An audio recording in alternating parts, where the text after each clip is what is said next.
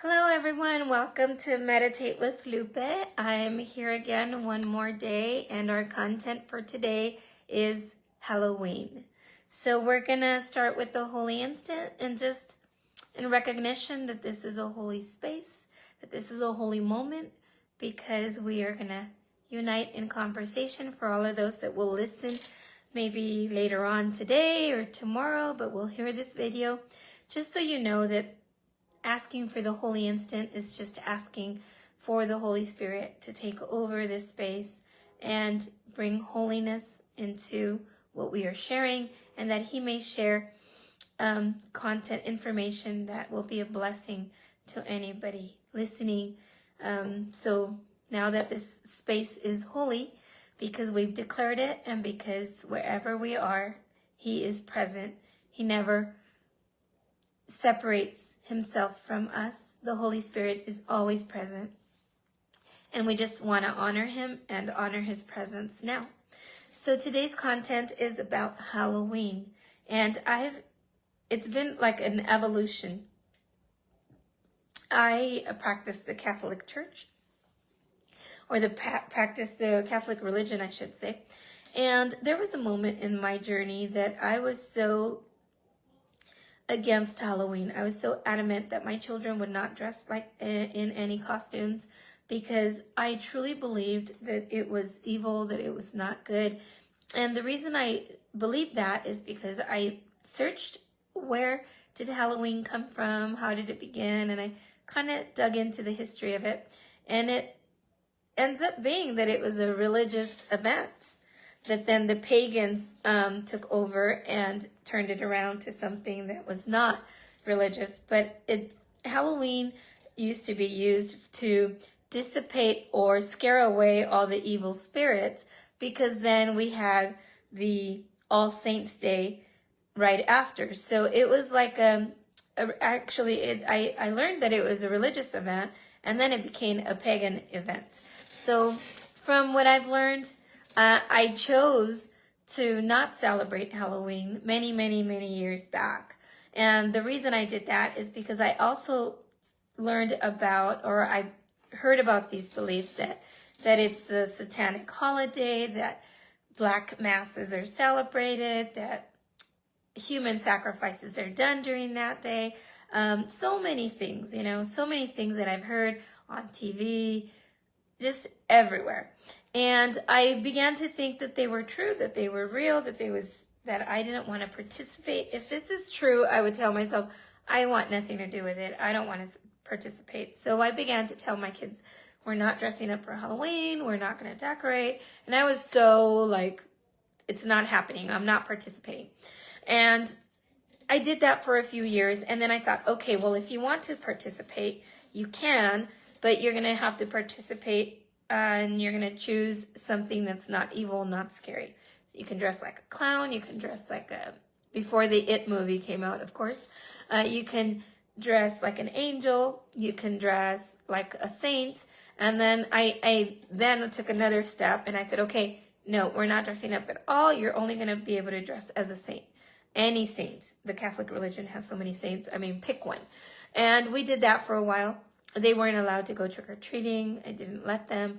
And then my neighbors were like, let me take your kids trick-or-treating. The kids want to just get candy. It's an innocent thing.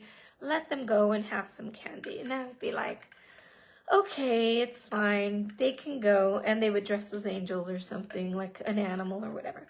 And they started to go trick-or-treating. And then I started like putting down my barriers. Okay, it's not so bad. Just let them go and get some candy. That's what the kids want to do. And I let it be. And then I started seeing that our church did like truck or treat, but yet they were still celebrating. And I'm like, what's going on here? So I went in deeper and I started thinking, okay,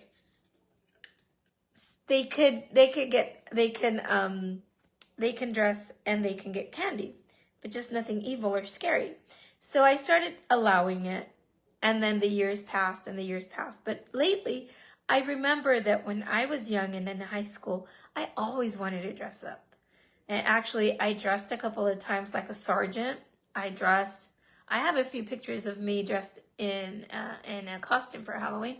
And I'm like, really, why did I do it? Why did I dress up for Halloween when I was a teenager? And I thought I just loved doing something different, wearing a costume. I always liked theater. I always liked acting out. So I thought, I did it just for fun. It had nothing to do with religion. It had nothing to do with anything evil. So I then started thinking of all of that. And I began to say, it's fine, go ahead, go trick or treat, dress up. But I wouldn't trick or treat, and I didn't want to participate. I wouldn't take them. My neighbor could take them. And then I started entering into this this Course of Miracles that is a mental program.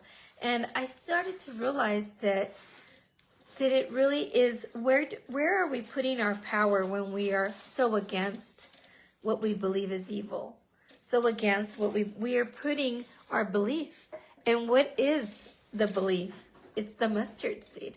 So we're holding up a lie as truth, like I've been teaching all these days. I've been sharing that, and it's so important that if I was sharing earlier that if you believe that, and you're scared that people are actually using this day to harm others, to perform evil rituals, to do evil and bad things, then we need to look at it. We need to be like really honest with ourselves and what is going inside of me. Each of us have to take up that responsibility and tell the Spirit, just like the atonement prayer, is do the prayer of forgiveness and tell the Holy Spirit, Holy Spirit, if this is evil, I don't want to participate. But is it evil? And nothing that the child of God does can be evil. That's the first thing we have to clear out of our mind. We have to tell the Holy Spirit, Holy Spirit, show me this the way you see it. Because if you're seeing it as something bad or something evil, then you are already placing judgment over it. And we cannot judge because our eyes cannot see. If they are made out of clay, our eyes cannot see and our ears cannot hear correctly. So we need the Holy Spirit's perspective. And on earth, this celebration of Halloween, you can see it however you want, but the healthiest, or the way I've seen it now, is if you judge nothing, then you're not supporting anything, nor good, nor bad, nor good, nor evil. You cannot hold evil as real, because then you're holding it as true, and it is not true. It is the opposing of the truth. And the only place where we can oppose truth is here on the timeline of earth. In this world, we can. But we're holding it up as a truth with that mustard seed, with that power. And do we really want to experience or see anything that has anything to do with evil? No. So then if we don't want to experience it or see it, then we have to take back our seed and not give it any value at all. We cannot give it value. We cannot hold it up as real, and we cannot hold it up as a truth. That is where it gets powerless. That's where its strength starts to go away. In other words, you will not experience it. You will not see it around you or around your family. And that is because you're not going to give it any value. I always go to this sample of Jesus. He didn't give the evil spirits that he was asked to order out of anybody. He didn't give them any value. He didn't give them any reality. He just ordered them to go.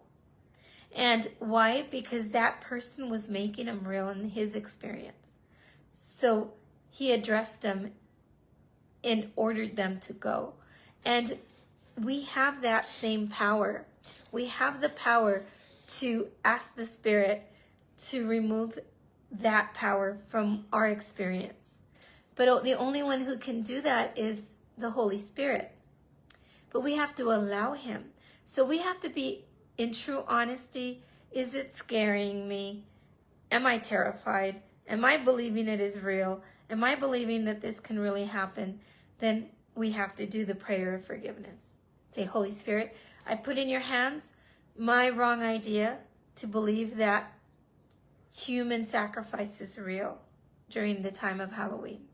I put in your hands my wrong idea that the devil is holding satanic masses or black masses. I put in your hands my wrong idea that evil is real. My wrong idea that death can conquer, the things of earth, the things that are eternal. It can only harm the things of this earth, but they're not going to be real if you don't give it your power of belief, your power, your strength, the mustard seed. If you do not believe it and you don't give it value, you will not see it in your experience. But you have to be honest and you have to take responsibility. So the invitation here is do whatever is going to bring peace to you. If you're going to get dressed or wear a costume for Halloween, or you're going to celebrate Halloween in any way, do it in a place of peace where it's not going to generate any guilt, where you're not going to do it for any intention of promoting fear, of promoting evil, that you're going to do it out of a place of union, or you're going to do it at a place of just having fun, just getting dressed and just enjoyment and having fun. It's totally okay. There's nothing wrong with that. But you have to really see what place are you doing it from and be honest and decide according to that. Because if you do it from a place of love, peace, and joy, you're going to have a great time. But if you do it in a place of generating any type of fear on anyone, then I would think twice before decorating, before wearing a costume, or before celebrating Halloween. Just be honest with yourself and put these ideas in the hands of the Holy Spirit so that they can be dissipated, and all these ideas can be dissipated into nothing that they are, and you can get new ones from the Spirit that hold up your truth as a child of God. And so you could see in His perspective and not your own, because your perspective is false. It's not true.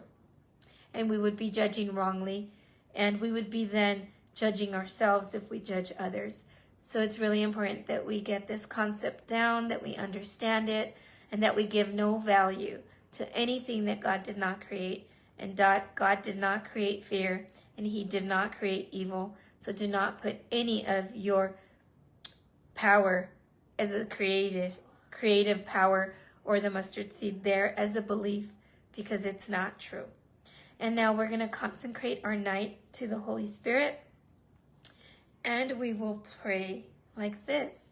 Take a deep breath, just a deep breath, recognizing that you're one with the Father, and blow out. And now we were going to say, Holy Spirit, where is it? Right here. And we're going to say, Holy Spirit, my teacher, I put this night in your hands. Take advantage of the time I spent sleeping. I offer it to you, and I allow you to use the dreams I have while I sleep to help me wake up into my true self, into my authenticity, into a child of God. I know I will wake up happy because I use my sleeping time in harmony with your purpose. These words will dispel the night, and darkness will be no more. To feel the love of God within you is to see the world anew, shining in innocence, alive with hope, and blessed with perfect charity and love. It blesses you throughout the day and watches you through the night as a silent guardian of your holy sleep. And now thank you for joining me. I hope you have a restful night and that you do sleep in peace and be able to wake up with that joy and that peacefulness so you can start your new day tomorrow. Thank you for being a part of this meditate with Lupe at night, learning these prayers that are going to change your night. And if you do have any questions, please send me comments. If you have any experiences, please share them with me. And thank you for joining me tonight. Good night and bye-bye.